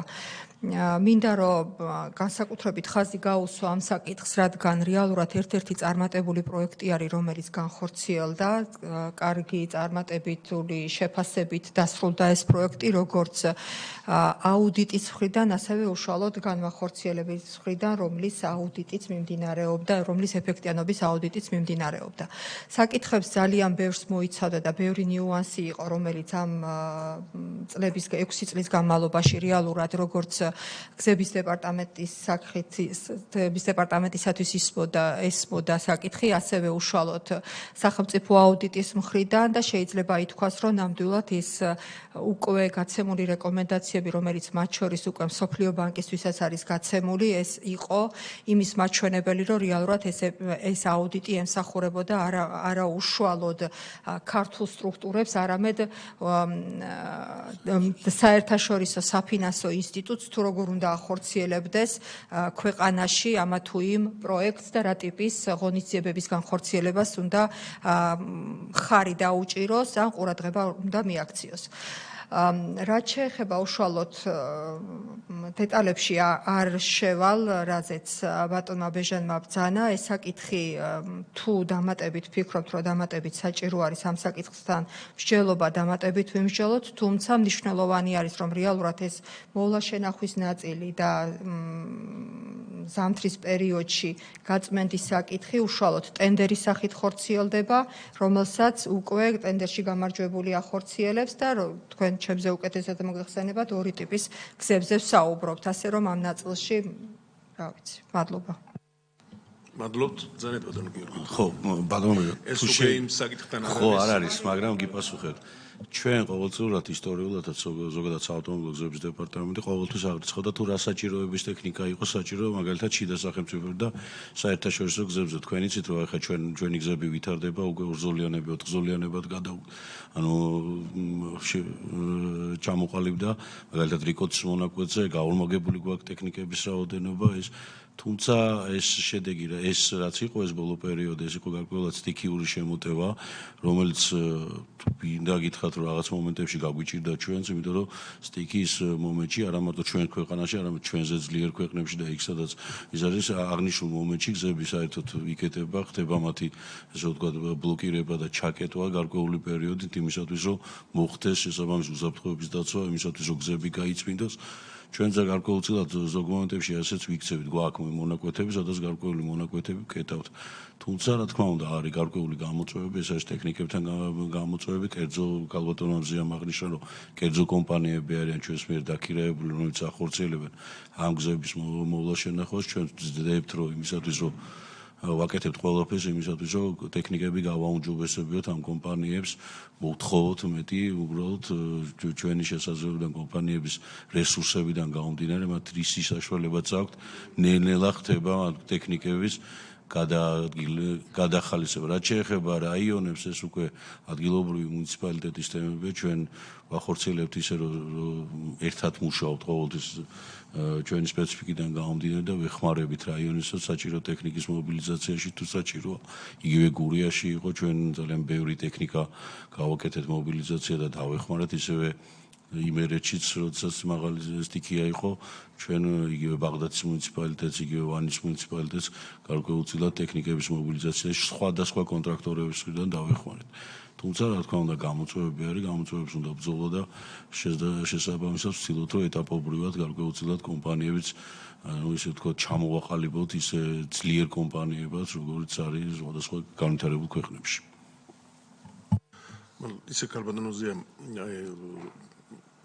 ცენტრალურ გზებზე მიხედავენ დათვლილი აქვთ თუ არა დაიმატებენ მაგრამ მუნიციპალიტეტებში მართლა პრობლემა არის ტენდერი კი ცხადდება მაგრამ იმარჯვებს თქვა სამშობლო კომპანია რომელსაც ტექნიკა გავს და ისინი თლად მორგებული არ არის და არ ყოფნით რომ ოპერატიულად გაწმინდონ გზები და შეიძლება მათ ვიფიქროთ რომ თვითონ მუნიციპალიტეტს რაღაც ორი ტექნიკა მაინც გამდეთ ან ერთ მე არ გინათ თუ რას იყოს არ ვამბობ მაგრამ რაღაც უფრო მიხმარება ჭირდებათ იმიტომ რომ პრაქტიკულად ჩართული ვარ ამ თემაში და ძალიან ბევრი დრო ჭირდებათ იმ წირი ტექნიკით გზების გაწმენდა თან დღეს ისეთი პერიოდია რომ შეიძლება ეს ტექნიკა ორმაგი დანიშნულებით იყოს ზამთარში თქვა ეს გააკეთოს და ზაფხულში სხვა საქმიანობა გააკეთოს მე ხლა მზად არა ვარ ამისთვის მაგრამ უბრალოდ ეს პრობლემა მართლა არის ადგილობრივში მათთან რა თქმა უნდა უფრო მობილიზებული არიან ცენტრალურ გზებზე და ეს ნაკლებად არის, მაგრამ აი ადგილობრივებში არის ეს პრობლემა. კარგი, თუ არ გაქვთ სხვა რამე. მაშინ დიდი მადლობა ყველას მოგზაურობისთვის, განხილვებისთვის და წარმატებას გისურვებთ.